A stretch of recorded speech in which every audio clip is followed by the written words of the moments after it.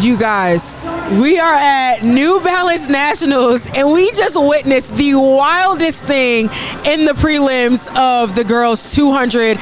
Kyle, 22:77, a national record from Adaejah Hodge, the junior from Douglasville, Georgia. Mount Vernon is her high school. My God. I don't like prelims, Kyle. Ridiculous. It's. I mean, we're gonna break down the race right now. Talk through what was so special about this race. But I do just want to preface this by saying the national record beforehand, 22:89 by Mia Bray Peterson, set earlier this year. Yeah. That was at altitude. This is not. And so 22:77 in a prelim. We saw Shanti Jackson, the U.S. number 3 all-time, run 22:96 in an earlier prelim. And just for some context of who's right behind that is Bianca Knight, Allison Felix, Sonia Richards-Ross. The greatest. So 22:77, we're putting that in context. So it's not slow, just in case y'all needed to know. Let's take a look at this race. So here she is. She's in lane 5 at the very start.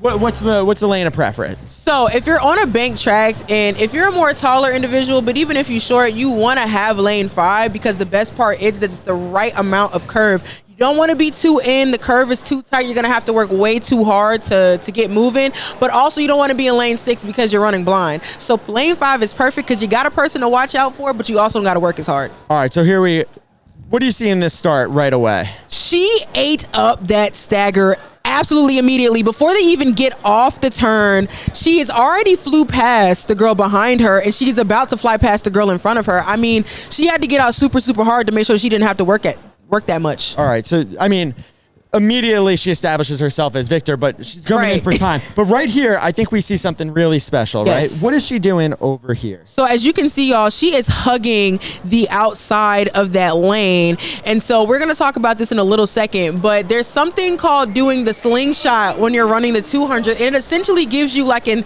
extra boost of power, like a cheat almost, but you're not cheating. You're literally just using science and physics and all of that mess to your advantage so you can run fast. I mean, this is a junior in high school who's running like a veteran here. Yes. The way she cuts in and is now running the shortest distance, but not having to make that sharp turn, coming in off the high bank now. I mean, at this point, the race is hers. And I think another special thing to talk about is her knee placement.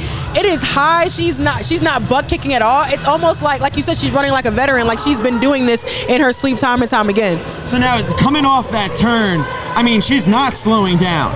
No, not at all. Honestly, I thought she was at NCAA championships the way that she was moving.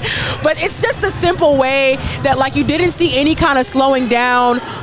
She just continued to barrel to the finish. And I think the best part was that she essentially executed this race by herself.